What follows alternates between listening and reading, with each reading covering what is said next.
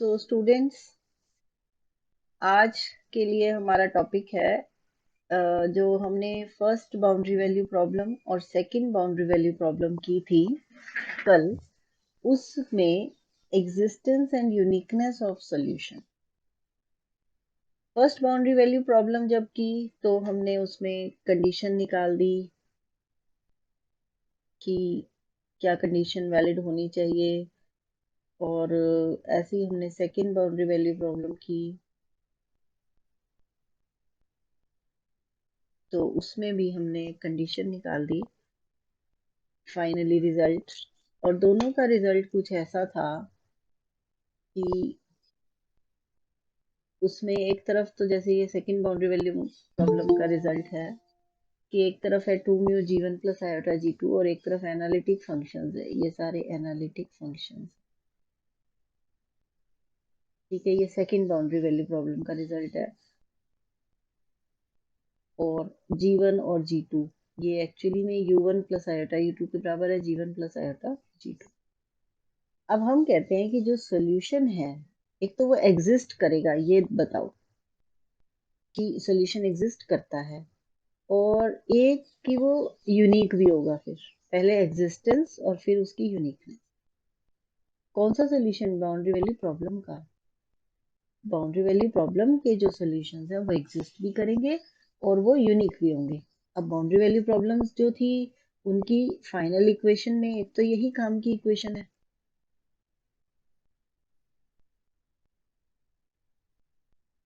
ये वाली सेकंड की। और फर्स्ट की जो इक्वेशन काम की है वो ये है, फर्स्ट बाउंड्री वैल्यू प्रॉब्लम की जो आई थी हमारे पास। ये मैं-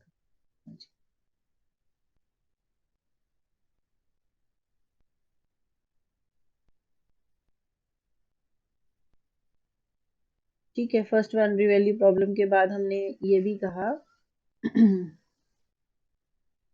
जो भी थी ऊपर निकाल चुके कल हम उसे।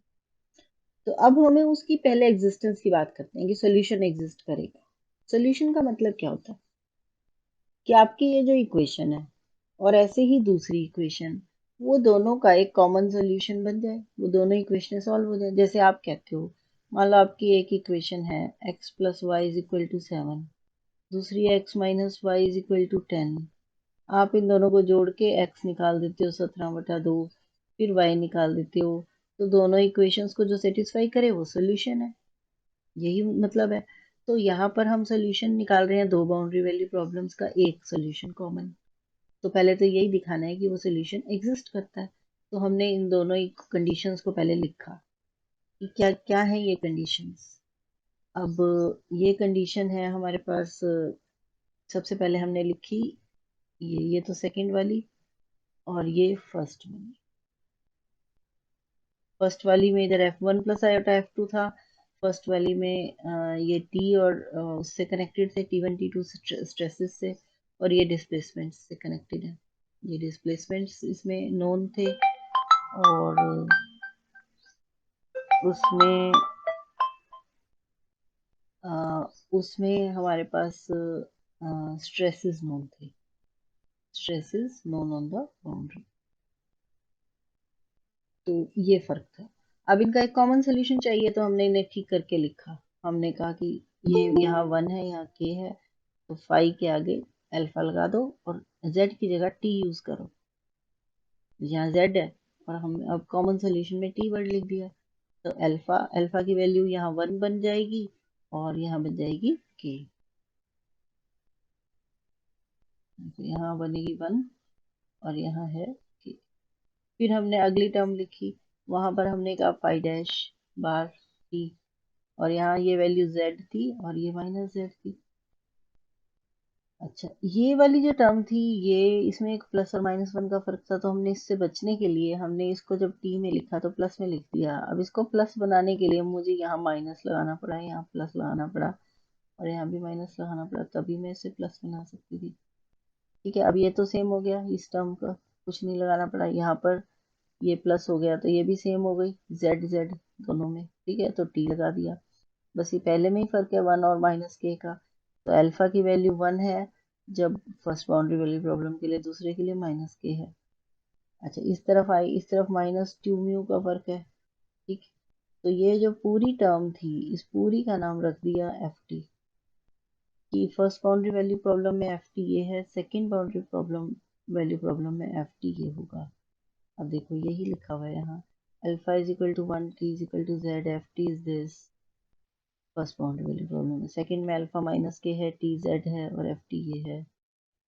तो ये सोल्यूशन एग्जिस्ट कर गया, इसका मतलब एग्जिस्ट तो करता है, दोनों का एक कॉमन सोल्यूशन बन गया। नंबर 3 हमारा कॉमन सोल्यूशन है दोनों का, तो हो गया। और in terms of analytic functions है, तो ये हो गया। अब बात आती है कि इस एग्जिस्टेंस के बाद यूनिकनेस की तरफ चलें। तो अब हमने कहा कि हमारे हिसाब से जो वर्क डन होता है सरफेस फोर्सेस का, वर्क डन का मतलब होता है फोर्स इनटू डिस्टेंस। ये फोर्स है और ये डिस्टेंस है, डिस्टेंस या डिस्प्लेसमेंट एक ही बात है। तो ये डिस्प्लेसमेंट, तो ये यू अल्फा डिस्प्लेसमेंट है और ये क्या है, फोर्स है। ओके, क्लियर है बात यहाँ तक। अब फोर्स इंटू डिस्प्लेसमेंट, अगर मैं टी अल्फा न्यू को लिखूं तो T beta alpha new beta हो गया, ये क्या हो गया, ये टी बीटा अल्फा और न्यू बीटा, और ये यू अल्फा है। उसके बाद इतना होने के बाद हमने क्या किया, टी बीटा अल्फा और यू अल्फा इनको इकट्ठा लिख लिया ऐसे, और न्यू बीटा बाहर, तो इसको कह दिया एच बीटा। ठीक है, एच बीटा की वैल्यू ये है। अब अगर ये एच बीटा न्यू बीटा है तो ये एच वन न्यू वन हो गया और ये एच टू न्यू टू हो गया, मतलब बीटा वन और टू प्लस कर दिया ना, खोल के लिख दिया इसे। अब न्यू वन की वैल्यू थी D X two by D S और न्यू वन की वैल्यू ये है, कल हम जानते हैं, हमने किया भी था। अब डी एस से कट गया तो H one D X two और H two D X one आ गया। क्या फायदा हुआ इससे, एक तरफ तो था टी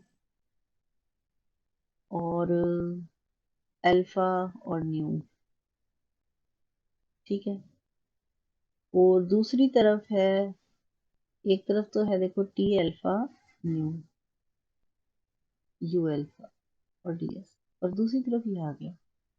अब ग्रीन्स थ्योरम लगाते हैं। ग्रीन्स थ्योरम क्या कहती थी, ग्रीन्स थ्योरम कहती थी कि अगर ऐसे लाइन इंटीग्रल है तो उसे सरफेस इंटीग्रल में बदल सकते हैं। हम सरफेस में बदल रहे हैं, लाइन इंटीग्रल से कहाँ जा रहे हैं, सरफेस इंटीग्रल में, कि H one D X two term की जगह ये लिखते थे और माइनस का फर्क पड़ता था और कर लिए। ग्रीन्स थ्योरम बहुत अच्छे से बहुत बार यूज कर चुके हो, अब आप फोर्थ सेम में हो। ठीक है, अब आप यहाँ से क्या कहोगे, इसको एच वन कॉमा वन कहोगे और अगली term H two comma two हो गई। पहले से फर्क आ गया, यहाँ पर क्या था, H one D X two minus H two D X one, अब हो गया एच वन कॉमा वन, तो एच बीटा कॉमा बीटा हो गया और डी सिग्मा हो गया। डी सिग्मा कौन है, D X one D X two है।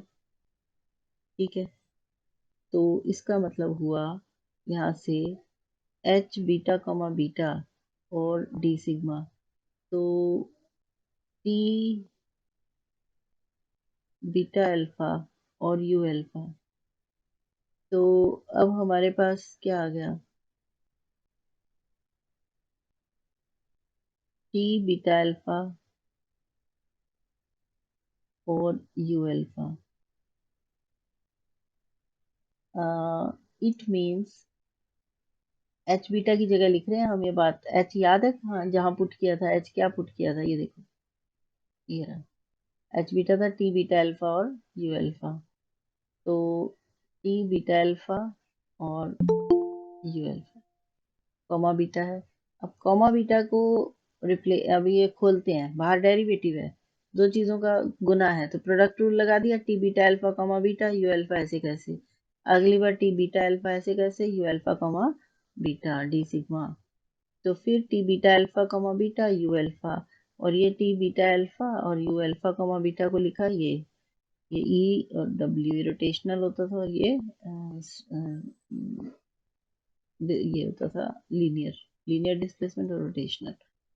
तो अब रोटेशनल नहीं है तो डब्ल्यू को खत्म, तो हमारे पास देखो पहली term T alpha beta comma beta, हमारी जो इक्वेशन ऑफ इक्विलिब्रियम होती थी वो ये होती थी, कि this plus F alpha is equal to 0।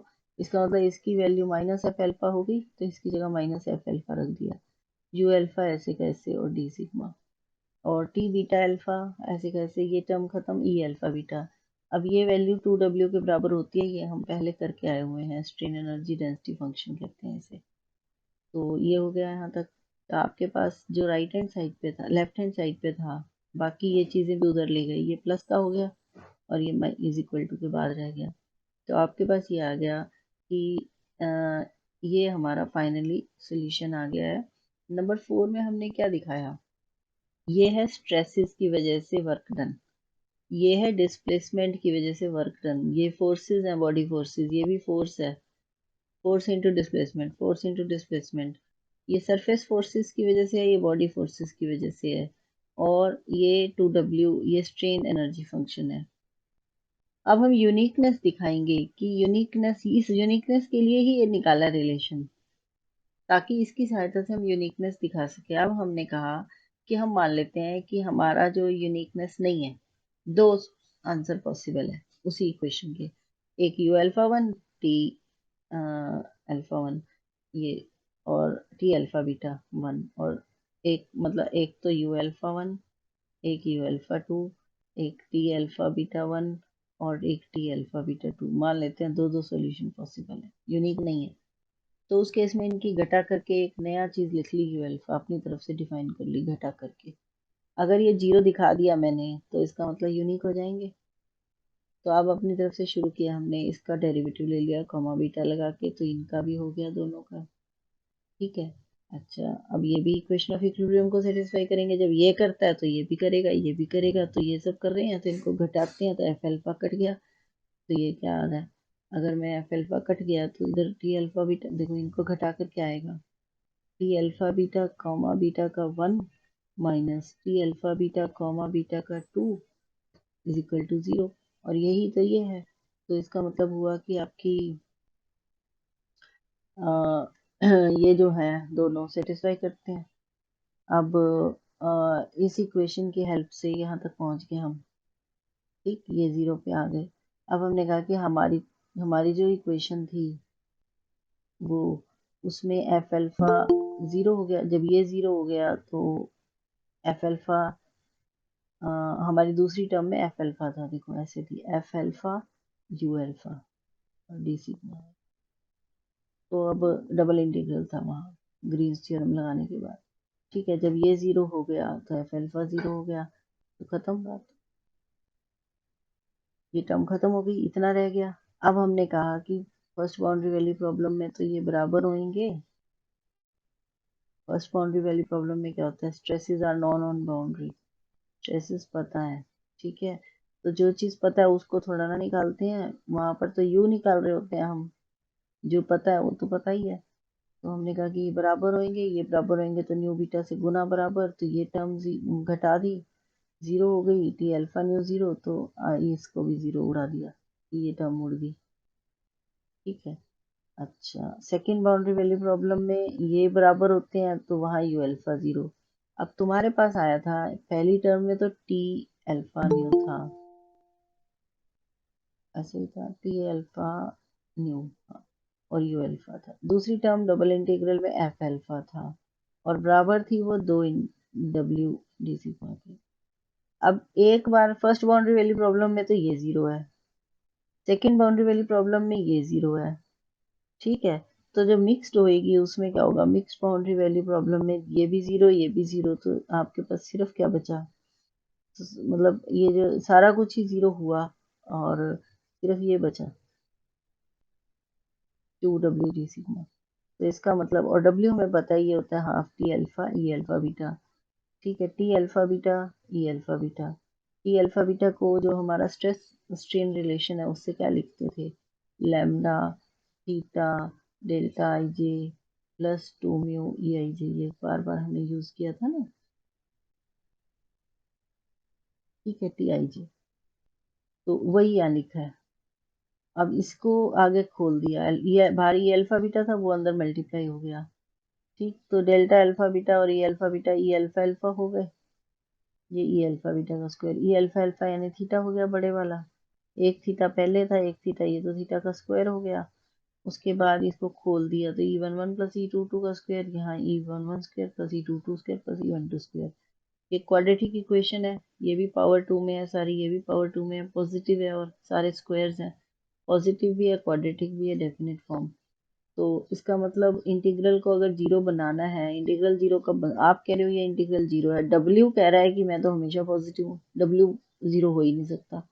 तो डब्ल्यू जीरो कब हो सकता है, डब्ल्यू सिर्फ तब जीरो हो सकता है कि अगर उसका ये जो है आपका ई अल्फा बीटा ही जीरो हो जाए। देखो ना, उसमें सारे ई अल्फा बीटा है, ये भी ई अल्फा अल्फा है या ई अल्फा बीटा, ये सब जीरो हो जाए, ये भी जीरो, ये भी जीरो, ये भी जीरो, तभी जीरो हो सकता है, वरना हो ही नहीं सकता। तो ऐसा जीरो होने का मतलब इनकी ये जो डिफरेंट, हमने तो दो सोल्यूशन माने थे, एक 1 और एक 2। तो इसका मतलब उसकी घटा करके हमने कहा था ई अल्फा बीटा। तो ई अल्फा बीटा जीरो होने का मतलब है ये बराबर हो गए, ये बराबर होने का मतलब है स्ट्रेन कंपोनेंट्स बराबर हो गए। तो स्ट्रेन कंपोनेंट बराबर होते ही हुक्स लॉ कहते हैं स्ट्रेस भी बराबर हो गए, और अगर स्ट्रेस बराबर हो गए तो डिस्प्लेसमेंट भी बराबर होगी। तो इसका मतलब यूनिक है ये सारे, डिस्प्लेसमेंट भी और स्ट्रेस भी और स्ट्रेन भी, यानी फर्स्ट बाउंड्री वैल्यू प्रॉब्लम और सेकंड बाउंड्री वैल्यू प्रॉब्लम का जो सॉल्यूशन है वो यूनिक भी है और एग्जिस्ट भी करता है। ठीक है, ये सर्कल सिर्फ ये दिखाने के लिए हैं, तीन सर्कल्स दिखा दिए, C1 C2 C3, और एक सर्कल बड़ा है जीरो। ठीक है, तो हमने ये दिखाया कि अगर ये हमारे फाइनाइट है इनका रेडियस, तो हमारी ये जो चीज़ है ये जीरो को टेंड कर रही है। ठीक, सो ये आपका आर्टिकल था।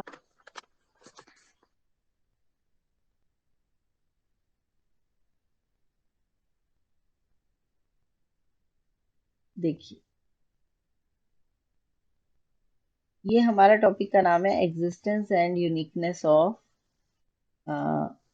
सॉल्यूशन। जो फर्स्ट बाउंड्री वैल्यू और सेकंड बाउंड्री वैल्यू प्रॉब्लम के सॉल्यूशन निकले हैं उन्हीं की एग्जिस्टेंस भी है और यूनिकनेस भी। तो इसके लिए हमने क्या शुरू करना है, सबसे पहले एग्जिस्ट करता है सॉल्यूशन। एग्जिस्ट करने के लिए हमने कहा कि इक्वेशन लिख देते हैं हम, इक्वेशन क्या है, ये रहा एग्जिस्टेंस एंड यूनिकनेस।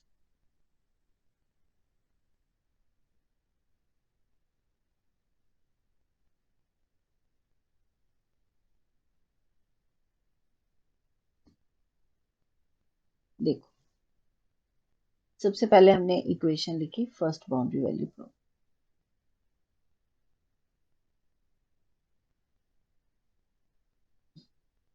ठीक है, फिर लिखी सेकंड बाउंड्री वैल्यू प्रॉब्लम। ये दोनों इक्वेशन हम कल के आर्टिकल्स में करके आए हैं। अब इनको बराबर करने के लिए हमने एक कॉमन इक्वेशन लिखी। ये कॉमन इक्वेशन में हमने क्या दिखा दिया कि इनमें जो फर्क है, जैसे अल्फा टी, कॉमन इक्वेशन ऐसे लिख दी।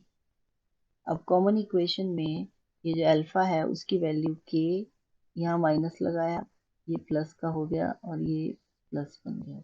ऊपर वाले जैसा बनाने के लिए हमें ऐसा करना पड़ा, इस टर्म को इसको सेम बनाया, तो ये पुट होके ही आपको समझ आ गया, हो गया। अब आगे क्या हुआ, ये इक्वेशन लिख दी कॉमन। अब हम कहते हैं ये इसका जो सोल्यूशन है एग्जिस्ट तो कर गया। एग्जिस्ट का मतलब क्या होता है, कॉमन इक्वेशन दोनों की बन गई है और वैल्यूज भी है अल्फा की।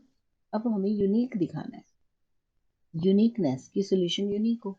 तो सोल्यूशन यूनिक का मतलब क्या है कि जो आपकी बाउंड्री वैल्यू प्रॉब्लम्स हैं उसमें जो स्ट्रेसेस हैं, मतलब इसी इक्वेशन को, इन्हीं एनालिटिक फंक्शंस को, ये जो F1 है, ये F1 एक्चुअली में तो T1 का इंटीग्रल था, F2 क्या था, T2 का कुछ इंटीग्रल था। ठीक है, ये G1 कौन है, ये U1 के बराबर है, G2 U2 है। तो ये एक्चुअली में तो स्ट्रेस और स्ट्रेन डिस्प्लेसमेंट्स हैं। तो हमें यूनिक सोल्यूशन का मतलब हमें ये दिखाना है कि इनकी वैल्यूज यूनिक आएंगी इन फंक्शंस के लिए।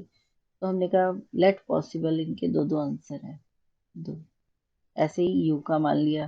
ठीक है, तो हमने इनके दो दो वैल्यूज मान ली, और फिर क्या कहा कि दो दो वैल्यूज के लिए यहाँ से, यहाँ तक अभी दोबारा बताती हूँ, यहाँ से जब दो दो वैल्यूज मानेंगे और उनकी घटा को मान लेंगे प्लेन, दो दो वैल्यूज मान के उनकी डिफरेंस को ऐसे मान लिया।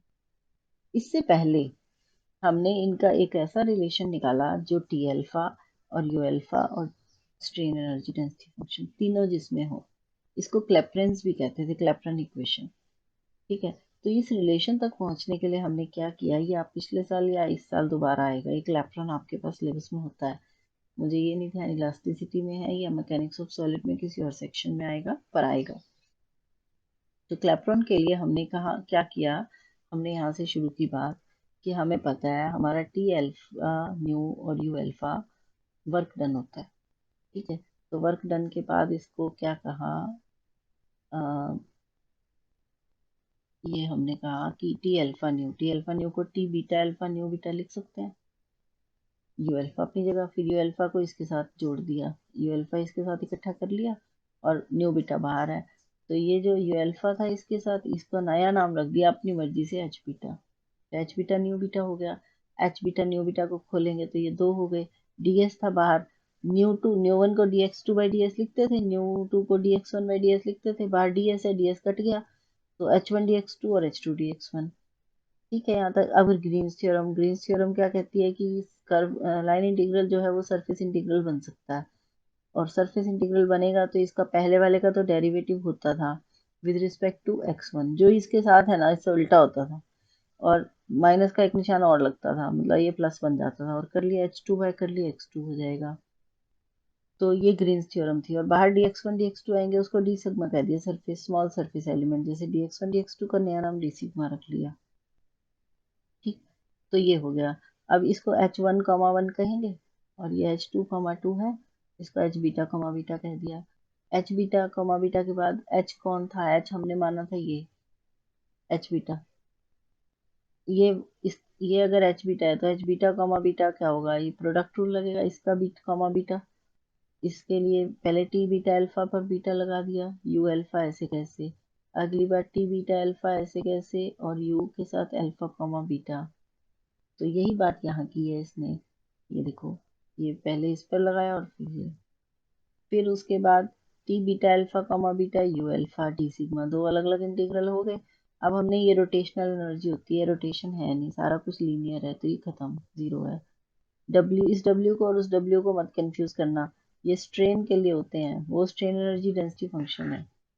उसके बाद हमने कहा कि आ, ये जो टी बीटा अल्फा है ये क्या है, आ, ये टी बीटा अल्फा और कॉमा बीटा था, और ये अल्फा था।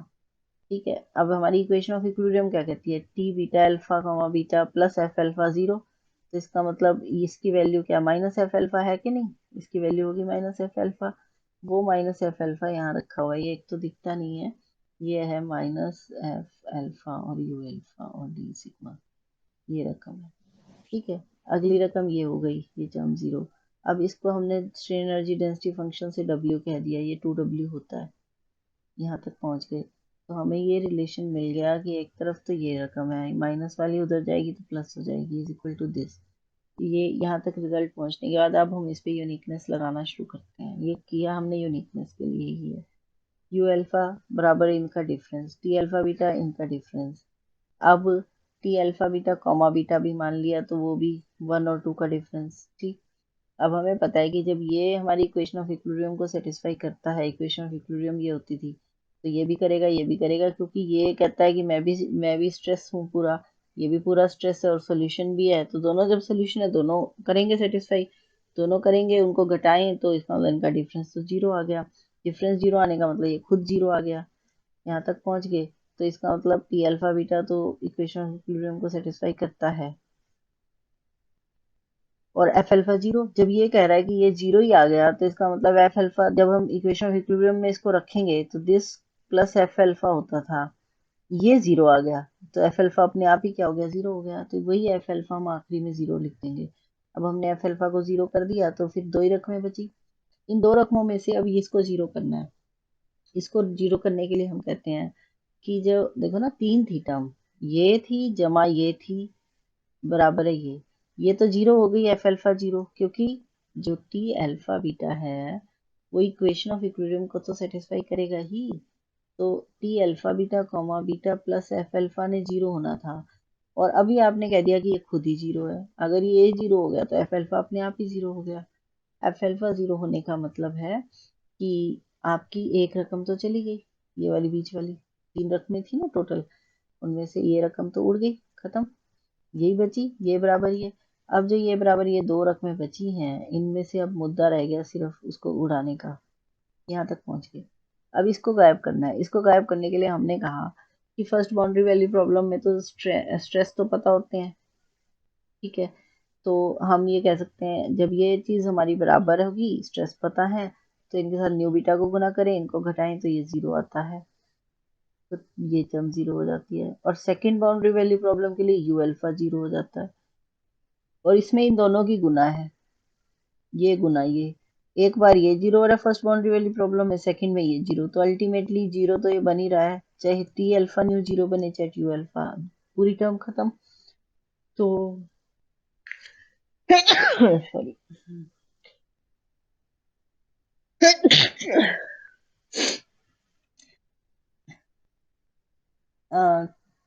तो हम यहाँ पहुंच गए कि ये टर्म जीरो हो रही है, तो इट मीन्स सिर्फ double integral of W D sigma zero. W कौन होता है? डब्ल्यू की वैल्यू रखनी चाहिए। डब्ल्यू होता ही है, यहाँ से पहले शुरू किया डब्ल्यू, ये डब्ल्यू है, W is equal to this. इसको खोला, T alpha beta stress strain energy relation से क्या होता था?